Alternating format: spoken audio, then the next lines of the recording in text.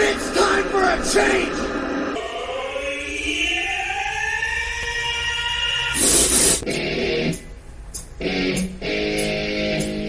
I have so much anger. I feel like I've been raped. In the face!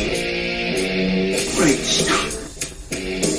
At no point in your rambling were you even close to anything that could be considered a rational thought. Guess we just discovered a new element!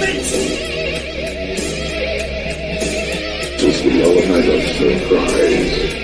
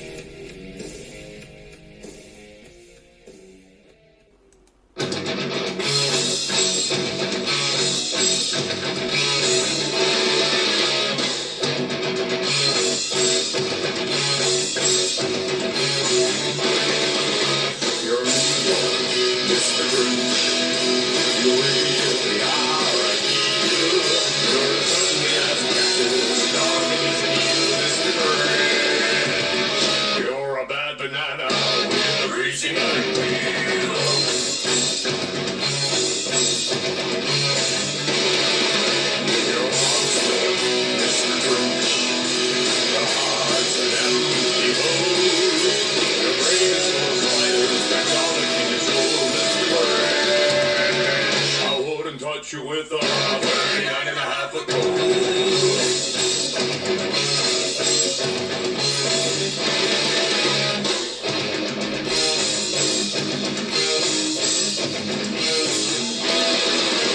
You're a wild one, Mr. Grinch. You have turned my tender smile. You have always had the weakness of seasick crocodile, Mr. Grinch. Between the two of you, I think the seasick crocodile.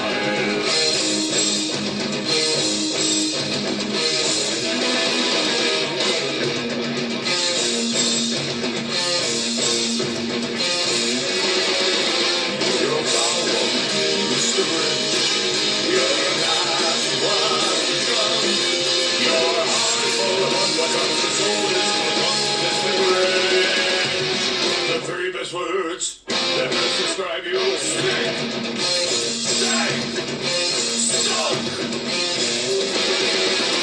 Stank, stank, stunk. Stank, stank, stunk.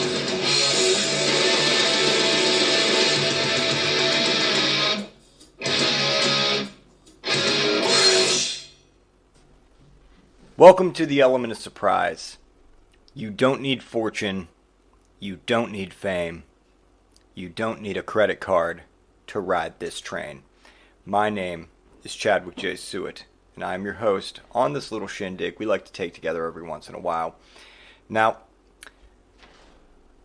this is, of course, going to be the annual holiday episode, but that said, there's going to be some other stuff I want to touch upon. Before we get into it, check out the Facebook page, www.facebook.com/EOS Mentally Irregular. Join the EOS Army group. And, of course, you can find us wherever you find your podcasts. Our hosting site is podbean.com. So, all that said, let's just jump right into it. So Disney, the Disney Corporation, their current business model over the past few years, I've noticed, is basically using blood magic to revive old movie and old properties back to life. So that said, it came to my attention that we're getting a new Honey, I Shrunk the Kids movie, and the upcoming sequel slash reboot slash whatever you want to call it is just going to be called Shrunk, and it has Josh Gad, who is the voice of the snowman from Frozen, and he's going to play the adult son of Wayne Selinsky, who was played, of course, by Rick Moranis in the originals. Predictably, enough, with the movie being called Shrunk and being a sequel to Honey, I Shrunk the Kids, the movie will find Josh Gad shrinking his family because I'm guessing that an irrational obsession with shrink rays is genetic for some reason. But that's not why I'm talking about this. Why I'm talking about this is because of the sheer joy and excitement that I have, which only rivals the sheer horror of them making another Honey, I Shrunk the Kids. And that is that Rick Moranis, one of the greatest comic actors of all time, is returning from his 20-plus year hiatus to reprise the role of Wayne Szalinski. This is going to be his first live-action movie since 1997, guys. And as much as I love Rick Moranis and am excited to have him back literally doing anything after 20-plus years, I need to point out that the character of Wayne Szalinski is a fucking monster. So, when I was a kid, I loved Honey, I Shrunk the Kids. I fucking loved it. It was a great film. As an adult, I tried rewatching it with my kid. And it's pretty clear to me that, Wayne is, not Rick Moranis, but Wayne, the character he's playing, is just the absolute worst. Just the absolute fucking worst. Because at the beginning of the movie, after ignoring his son's pleas to spend some quality time together, he instead pours his entire focus into his work, which is a machine I'd like to point out that he leaves unattended in an unlocked room, fully activated. Oh, and it's also barely functioning. It literally just exploded fruit, and he just leaves it on in the attic, door wide open. Anyone can walk in and out. It's a fucking deadly weapon. He hasn't perfected it. It makes things explode at this point. But, nope, that's fine. He's just haphazard, zany old Wayne. And, as the movie progresses, through a series of happy accidents, instead of exploding his children all over the attic walls and floor, it shrinks them and he has to go on a wild fucking adventure to find them while they're on a wild adventure in the backyard, the deadliest place that you could ever be if you're fucking fraction of a centimeter tall. But you'd think that all this, that his character of Wayne Szalinski would get a takeaway from this experience. It would be maybe something like, hey, don't let children any near my wildly dangerous ray guns. But that doesn't happen because they made a sequel called Honey, I Blew Up the Kid. And despite the fact that in the first movie he clearly had the ability to enlarge objects already because he did restore his children to size, and then at the end of the movie they're eating that giant fucking Thanksgiving turkey, he's now working for a lab at a company somewhere and working on a ray that makes things, a ray gun that makes things enlarged. He already has this technology, but he's working on a new one, a big one, and it also doesn't work. And I guess because nearly murdering his kids didn't make him less sexually desirable to his wife, they now have a new kid, a 2-year-old son, and for some insane reason, Wayne decides to test this invention on his son's favorite toy. Can you guess what happens next? Yeah, his insanely dangerous shrinking and enlarging technology zaps another one of his fucking children. Thankfully, this leads to the toddler just rapidly growing and, not a funeral. But does that teach Wayne Szalinski the valuable lesson of the dangers of scientific irresponsibility that he needs to learn? No, because there's the third movie, Honey, We Shrunk Ourselves, in which he still keeps the goddamn shrinking machine in the fucking attic. And even though the government in the film has explicitly forbidden him from using the device at all, he just dusts it off to impress his brother and ends up miniaturizing him and his entire family. Again, honestly, I've thought a lot about this. It's no secret that I love Rick Moranis. I think he's a gem. He's honestly, in my opinion, the best thing Canada has ever offered us, aside from John Candy, God rest. And That said, the only reason the character of Wayne Szalinski isn't in a supermax prison for crimes against humanity is because nobody has the heart to arrest Rick Moranis. He's too lovable. He could build any number of crazy death rays that shrink, enlarge, twist people around, lengthen them, turn them inside out, and he'd just get away with it.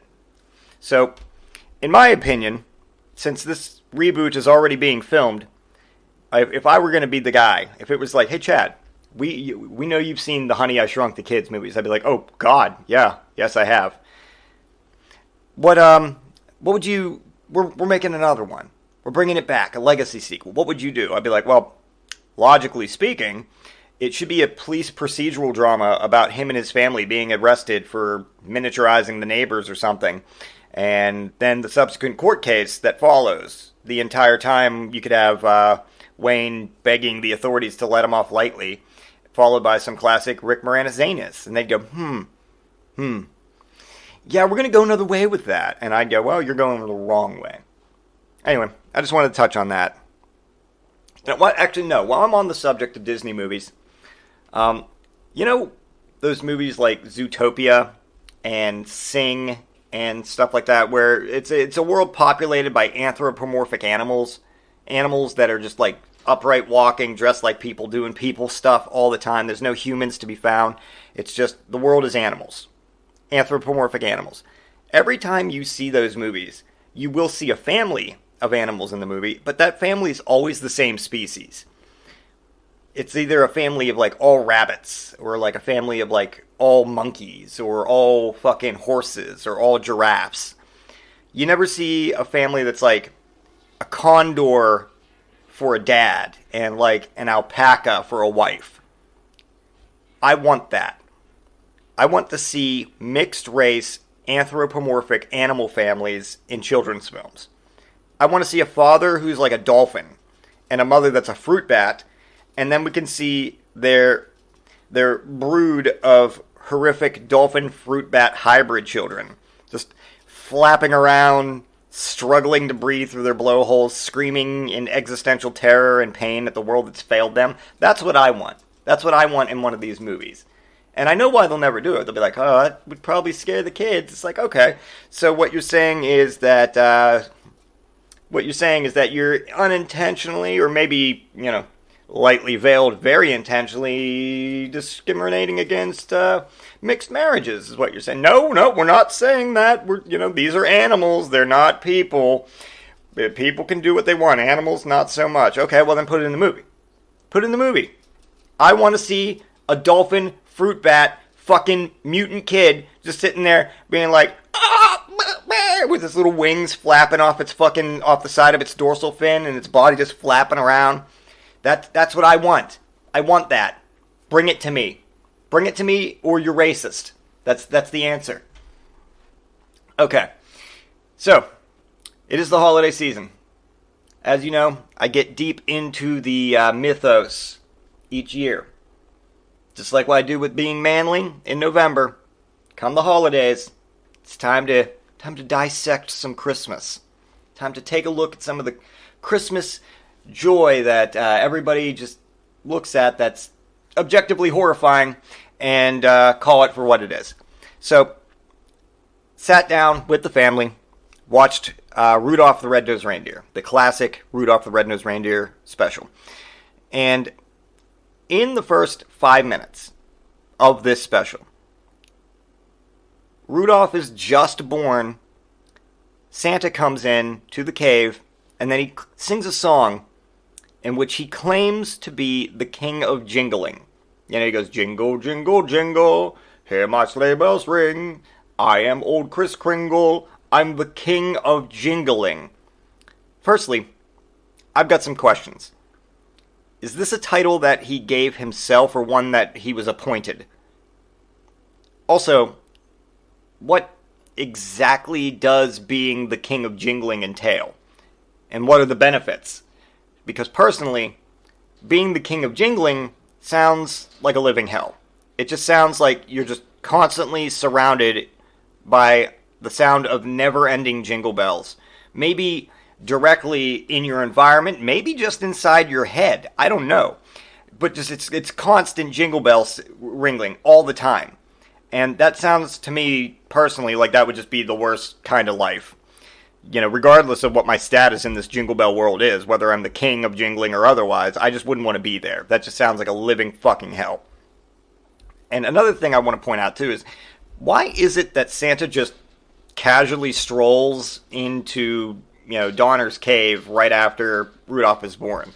He's walking into essentially what is the birthing room to introduce himself mere moments after Rudolph is born. He may not actually be a king of anything, but the dude sure as hell lords himself around like he is. Talking deer are in fucking full-on labor, and this elderly human just walks right in during the birth, sings a song about how self-important he is, and then just fucking leaves. He doesn't even say goodbye. If you don't believe me, watch it. He sings the song and just walks out, and then baby Rudolph is like, bye-bye, and says bye and is very polite. Santa says fucking nothing. He just fucking leaves. Walks in, sings a song, leaves. That's it. Then, the final thing about Santa in Rudolph, not about Santa in general, but about Santa in the Rudolph special, is that he's shown throughout the entire story as being very thin. Like, unhealthily thin. All the way up until Christmas Eve. In fact, he retains this sickly, thin structure and body build up until mere moments before he needs to get off trekking around the world. And then he just puts on like 200 pounds in an hour. Now, I thought to myself, I'm like, well, maybe they just padded the suit. But you clearly see him before he puts the full Santa costume on, and he's just 200 pounds heavier. I'm assuming that, because earlier in the movie there's the scene where the reindeer are trying to teach all the young reindeer how to be reindeer, and that's when they make fun of Rudolph for his nose. I'm assuming that all those other little reindeer kids that didn't work out, that didn't live up to the standards Santa had ridiculously set for them, he just ate them all in one day, and that's why he's 200 pounds heavier. And thinking about it, that's a fate Rudolph could have shared had it not been for his suddenly valuable nasal deformity. Think about it.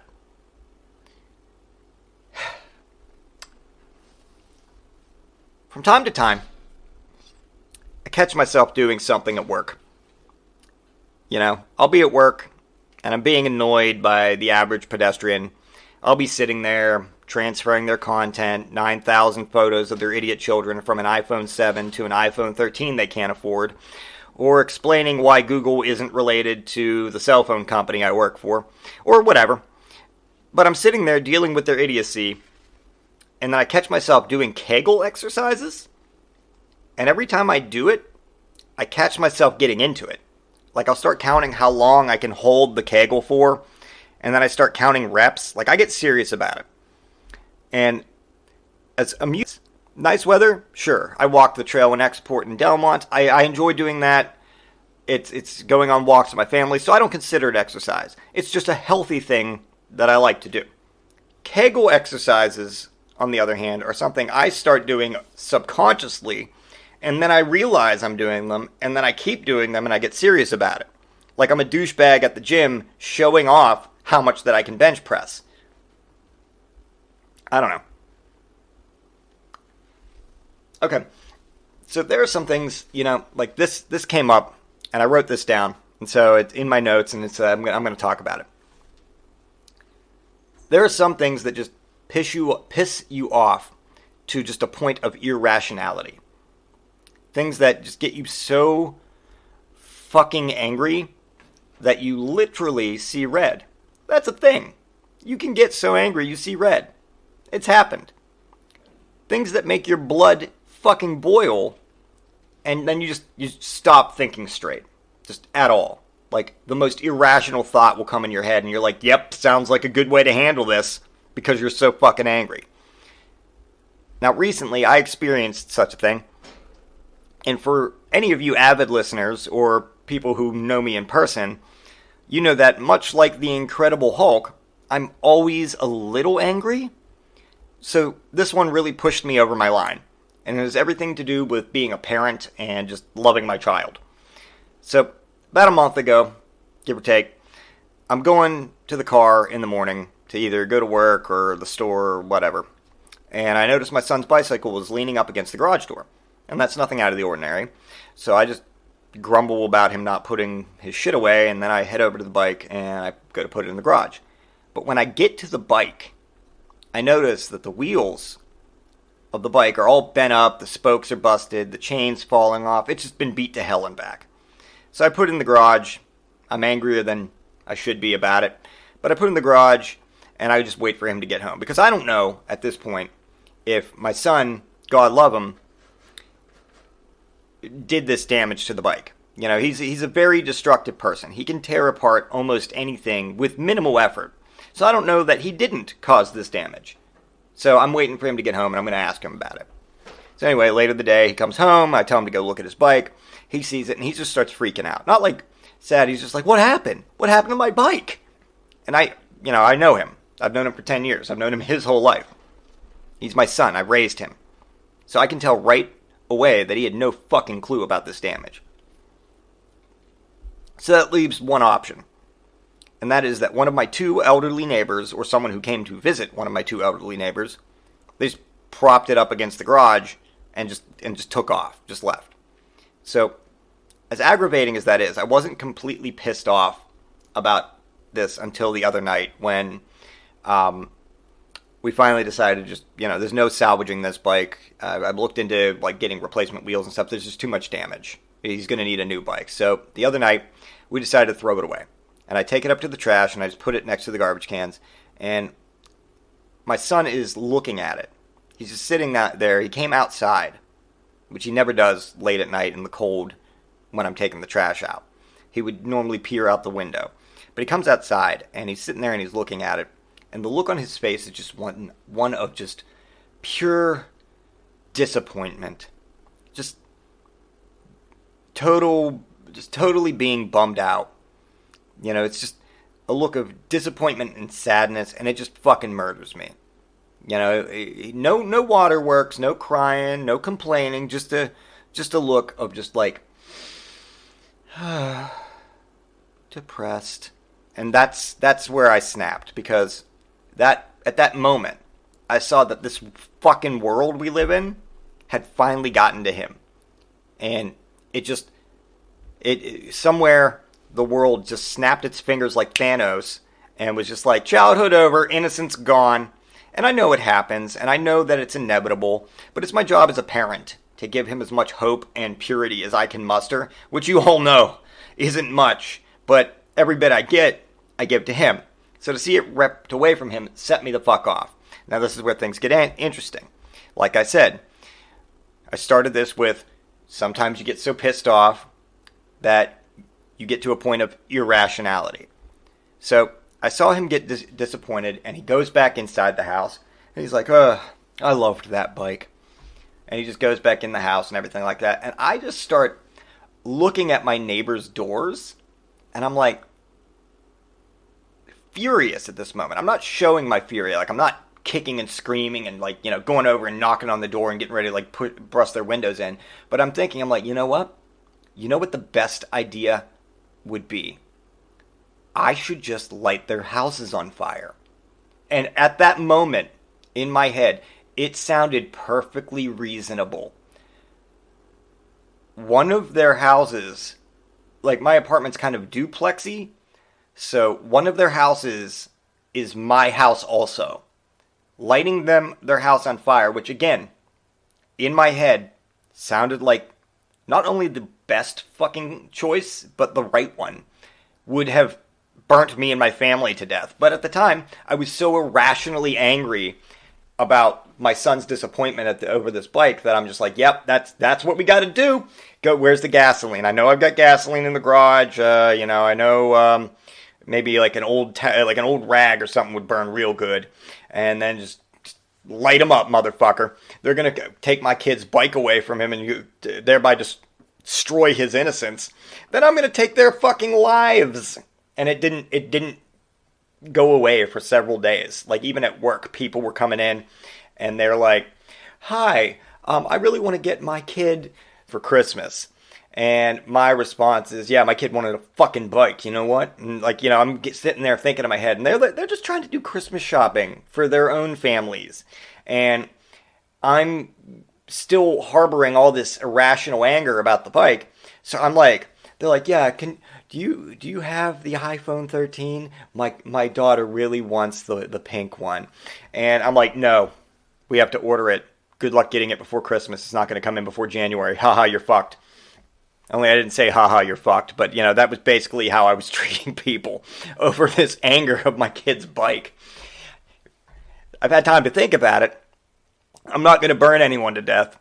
And I've stopped treating everybody I meet like they're fucking responsible for the destruction of my kid's bike.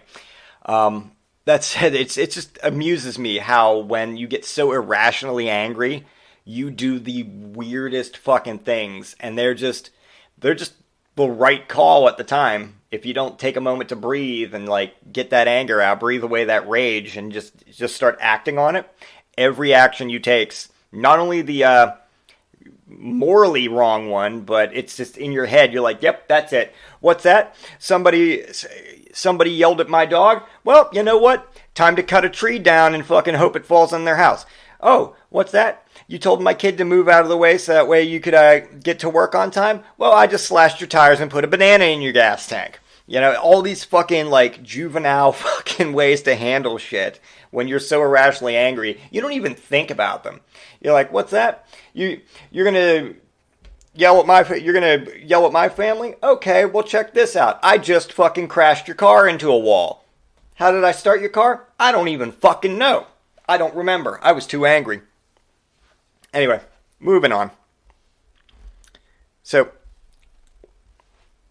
every Christmas, every holiday season, we hang our stockings in front of the fireplaces, radiators, or dumpster fires that we call our lives, so that Santa can fill them with his little knickknacks, with his little presents. As far as Christmas traditions go, this is really one of the stranger ones.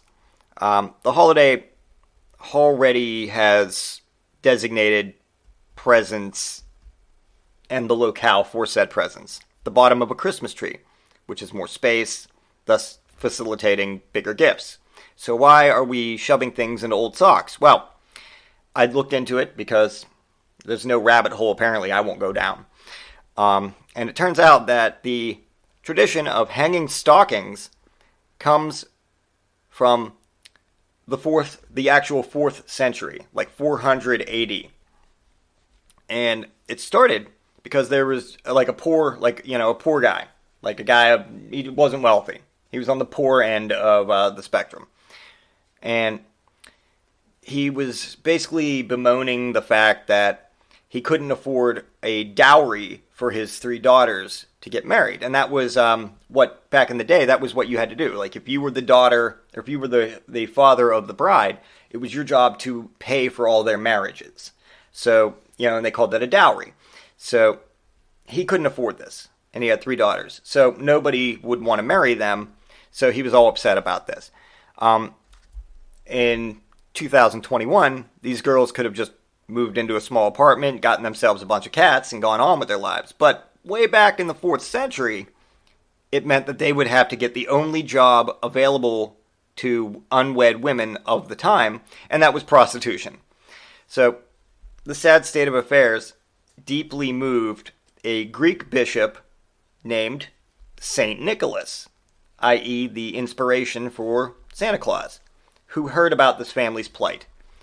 And he came to the man's house in the middle of the night with 3 pouches of gold and looked in and saw the family there just sitting. And he couldn't go through the door because the door was locked. So he slid down the chimney, and each one of these future hookers had hung up their stockings by the fireplace to dry. So he filled the stockings with gold. The next morning, the girls awoke to find that they didn't have to change their names to the 4th century version of Trixie or Candy or whatever it would be. And this soon led to a custom of leaving out stockings for St. Nicholas to fill with gifts. And that is also why Santa Claus yells ho ho ho, because he's going to see the stockings and assume that that's what's going to be happening. He's like, oh ho ho ho, ho ho ho, not on my watch, and he's going to fill it with little trinkets. Another Christmas tradition Christmas caroling. And believe it or not, it wasn't always as bland as a bread sandwich. Before the 19th century, Christmas was seen more as a time where the regular social order of things could just go eat a bag of dicks. And in a sense, Christmas caroling was more like going trick-or-treating on Halloween, if the trick was just horrific violence. Looking into history as I do, there are accounts that exist of carolers burglarizing homes, destroying livelihoods, simply because they didn't have... their singing didn't cause the owners of the home to give them money for booze. Some even sang songs that explicitly threatened the home's occupants, saying that if they failed to provide goods, they could expect basically a curb stomping. So that's another Christmas tradition. You see a bunch of Christmas carolers out there and you think, oh, look at them. They're singing the joys of the season. Just remember that, this was in the 19th century, so this is only like 200 years ago. 200 years ago, those same people would be singing a song like, give us a gift for singing to you, or we will crush your skulls. I will break your son's leg, and your daughter will be my mistress. That's the song they would sing at your doorstep, and you would, in a fear, give them shit so they didn't fuck up your life. That's where that tradition comes from. Merry Christmas, happy holidays, joy all around. Speaking of the holidays, the movie It's a Wonderful Life is a movie that I make it a personal point to watch every fucking holiday season. Even though, because I've seen the movie so much, it's only connected to the holidays because of the date on which Stewart decides to attempt suicide, which is Christmas Eve. In fact, I've seen this movie enough, I just watched it again, and I've narrowed down the plot for you listeners, 2 or 3 sentences so that it would fit onto the back of any leftover VHS cover or DVD cover you might find. You ready? It's a Wonderful Life. After losing $8,000, a financially ruined Jimmy Stewart contemplates leaving his wife without a husband and his children fatherless on Christmas Eve. Yes, the beloved holiday classic, It's a Wonderful Life. That would be that's how I would sell the movie to you.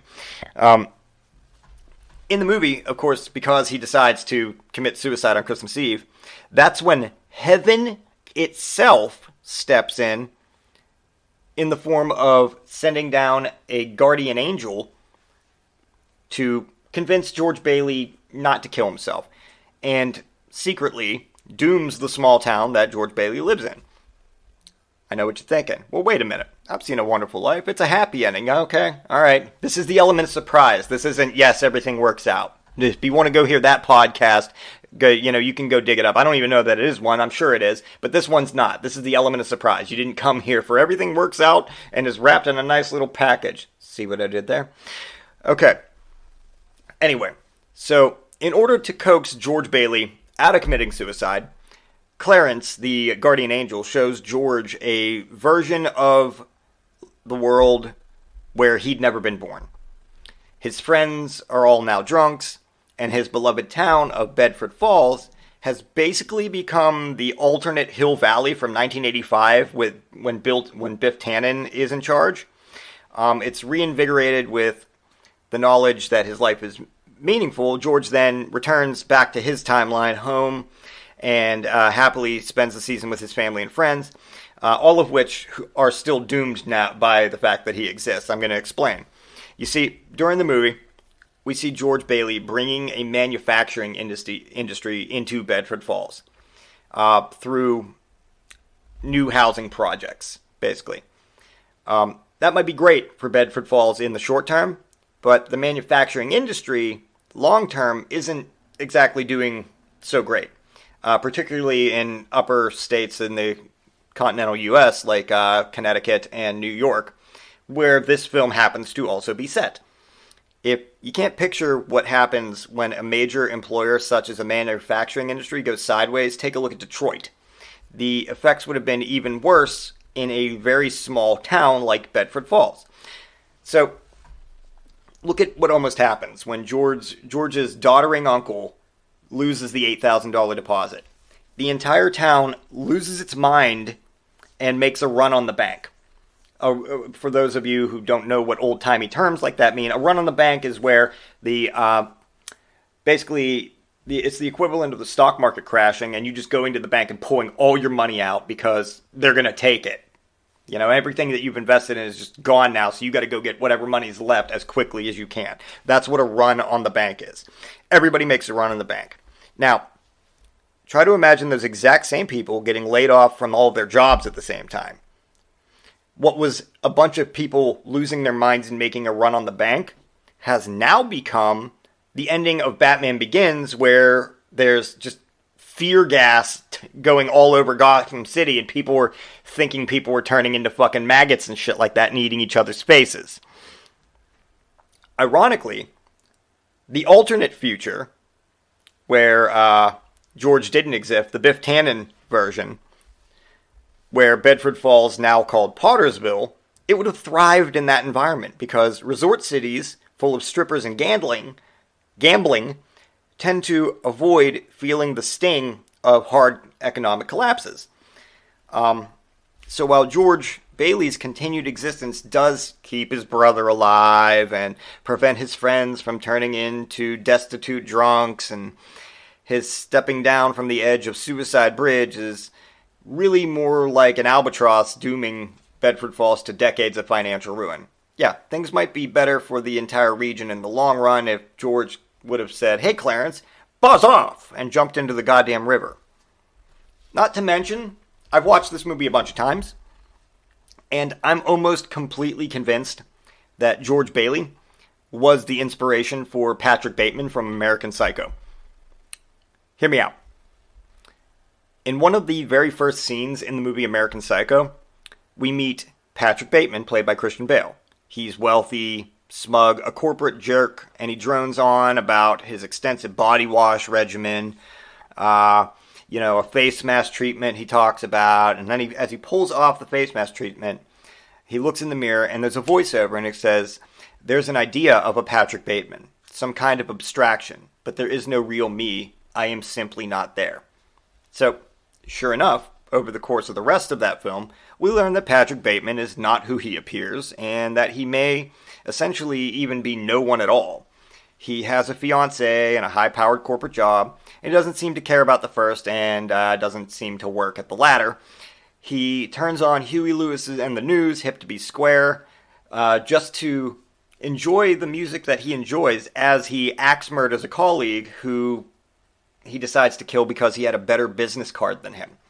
Bateman doesn't fit into the perfect square corporate image, and he can't tailor himself to fit into it. So he handles other things with very sharp axes. Now, George Bailey, played by Jimmy Stewart in A Wonderful Life, on the other hand, he seems like a much less bitter and less disturbing character, but when you really look at it, the parallels with American Psycho are there. Like Bateman, Bailey is driven by ambition. He wants to get out of the little town of Bedford Falls. He wants to see the world and be a big success. Instead, he gets stuck in the town for the rest of his life, running a nowhere bank, and eventually faces financial ruin. It's at this point that the kind and compassionate George, who does everything right, starts to peel off his outer layer and reveal a different self. You know, as things start going bad in George Bailey's life, I'm nice guy George, just disappears little by little. And because Jimmy Stewart was an actor who could melt down on screen like very few others, it turns into this vengeful, rage-filled explosion in which an ill-shaven George Bailey, haunted and cadaverous now, is so convincing that you wonder if George, who was everyone's friend 5 minutes ago, isn't really there, just like Patrick Bateman. You know, you can see Patrick's violence hiding inside George. You can also see the same emptiness. When George is about to kill himself, an angel appears and tries to persuade him to live by showing how badly off Bedford Falls would be without him. And again, The dream sequence is supposed to testify to George Bailey's goodness. But with a little cynicism, it could also be read as translated to Bateman-like wish fulfillment narcissism. George's deepest wish is to see that his wife would have found no man without him. He wants to believe that Bedford Falls would descend into, just absolute ruin and for some reason jazz clubs if he hadn't been there. Patrick Bateman at the end of American Psycho realizes he may not have murdered anyone at all, and he's almost disappointed by this. He imagined himself as a great force of evil. George Bailey imagines himself as a great force of good. Now, obviously, there's a distinction there, but there are also some very, very strong parallels. Other characters throughout American Psycho keep mistaking Patrick Bateman for other corporate drones that exist in their world of people that they, quote, know, but nobody really knows anybody. And part of the reason he escapes from his crimes is that no one can remember who he really is. He's basically just eminently replaceable. And George Bailey's greatest fear is that he's eminently replaceable, that he leaves no mark on the world. So I've decided that both of them have two selves, the success that they want to be and then the failure that they are. The failure is a nobody. It's a blank slate. It's who Bateman claims to be underneath everything and who George Bailey fears to be. But the successful side of them is also a nobody, since it's illusory, it's unreal. If you split into two absences, they both disappear, and in place of a person, there's only rage and emptiness. So, I'm pretty sure that that's how it goes, but It's a Wonderful Life kind of suggests that that doesn't really have to be the last word. In the spirit of Christmas, George's community comes together, they save him. He's somebody after all. Specifically, he has all these relationships with these other people, and those are relationships that Patrick Bateman noticeably lacks. As he's alienated at a Christmas party, George is saved by the great love of his wife and friends on Christmas. Bailey is a better man than Bateman, clearly, but once you glimpsed the Bateman peeking out from the Bailey, it's hard to unsee. That's all I'm saying. So, we all know the deal with Christmas. Our days are supposed to be merry and bright. Santa is spying on us like some kind of old voyeuristic pervert. Unfortunately, this time of year is also dangerous and stressful. And even your best intentions can go tits up like that. It can get to a point where you just need to have a serious bitch fest about the whole goddamn thing. So if your family, or you, are looking for something to yell about this year, I've got 5 for you. 5 things to fuel your holiday rage. Number 5, weird Santa Claus displays. So every year you see the traditional setup in the middle of your local mall. Santa, tree, long line of parents about to spend an ungodly amount of money to sit their kid on a strange man's lap. Typically, walking up to Santa is pretty standard. There's the giant, oversized, pre-wrapped gifts that are ready to be delivered. The so-called elf that looks suspiciously like the same emo girl that you may have seen yelling at her parents in front of Tropical Smoothie last week. And an elderly man with a beard seemingly overjoyed at the endless line of minors coming to sit on him. However, when you step back as I do and examine the whole fucking thing, it's pretty scary. Your local mall, suddenly what used to be an open area where for some reason they parked cars that were for sale, is now a representation of what somebody decided the North Pole looks like. And apparently, that person decided that what the North Pole looks like is enormous wrapped presents, a dementia patient sitting on a throne, which is objectively outside in one of the coldest places on Earth, and teenage Vulcans that are going through identity crises. Beyond that, the North Pole is, I guess, known for its miniature railway system that circles all of this madness nonstop, because there's always a tiny train running circles around Santa and his "I'd rather be having a smoke right now" companion. Now, this is where it gets really scary. Imagine for a moment that these these awful, ramshackle representations of our favorite holiday cheermeister's fantastic headquarters, imagine they're 100% accurate. Imagine that the actual North Pole is merely a small, frozen island with giant packages just littered all over it, and a single elderly man sitting on a throne dead center in the island, without shelter, while a constantly pissed off tiny teenager complains to them. In the distance, and by distance this is a very small island the size of maybe my living room, the jolly man sees a train and thinks for a moment, because of his dementia, I can escape this. I can take this train back to civilization, only to A, see the train is way too small for him to ever travel on, and B, only runs in a fucking circle, taunting him forever. He's just forever tormented by this nowhere train, circling him at all times, repeating this dementia-fueled process of, a train, I can still, oh no, just all the time. Number 4, Reese's Peanut Butter Holiday Trees. You would think, in the world we live in 2021, there can't possibly be a way to screw up a Reese's Peanut Butter Cup. It's chocolate and it's peanut butter. You go into the holiday season, and I don't mean just the Christmas season, I mean all the holidays, and Reese's offers you variations. They offer you the variants. The egg-shaped candy for Easter. The pumpkin for Halloween. Both of those make kind of sense.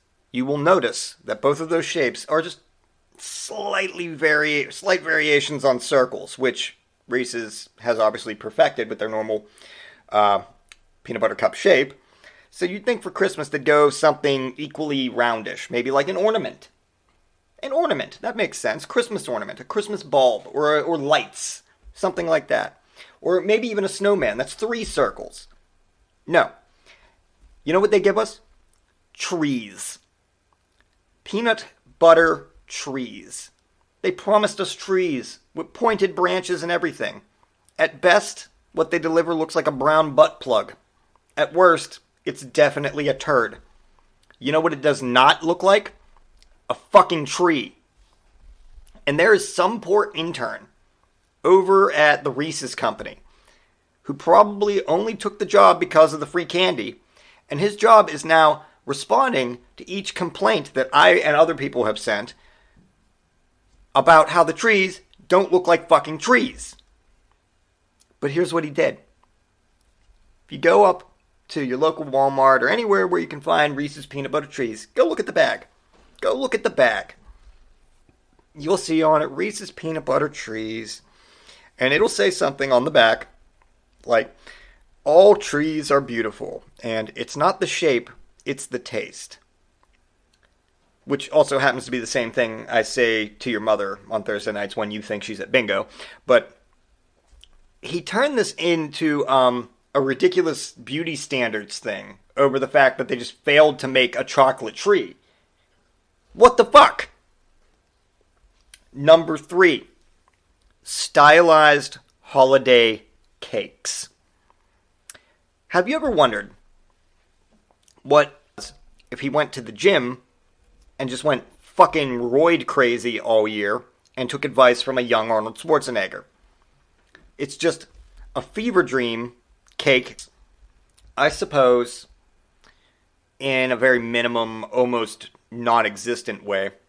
The fact that you put enough effort or thought into getting somebody literally anything for the holidays does show you care. But let's be fucking serious. If you're going to put the effort in, go all in. Wouldn't it be logical to go all the way and get them something they'd actually enjoy? I was on my way out last night. I was thinking about you. You know, fuck that noise. I'm not saying that the thought doesn't count. I'm saying either go all in or don't go at all. If you're going to use any effort to express somebody's significance to your life, and vice versa, go balls deep and knock that motherfucker up.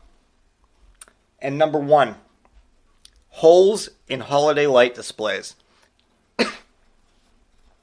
So if you've listened to the last 2 episodes of a Fireside Chat hosted by Ryan McCormick, you will have heard of the Christmas lights display on Monticello Drive in Delmont. If you haven't, well, I'm telling you about it now. So, there's a huge, whole road long light display on Monticello Drive in Delmont. It's the first time in, years I've seen an entire street do the whole thing. But that's not what I'm talking about. Whether you enjoy light displays or not is actually irrelevant with what I'm talking about.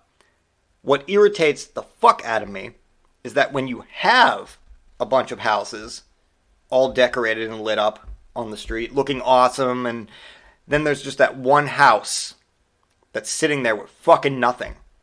40 homes on a street, 39 fully adorned with lights, festive characters, snow folk, varieties of different holiday decor, and then you pass by the fucking Finkel residence, and it's just barren. It's devoid of any color or light or spirit at all. You know, what the fuck, Finkels? Come on. Would it kill you to pop some fucking lights on your goddamn porch? Just complete the goddamn display, seriously.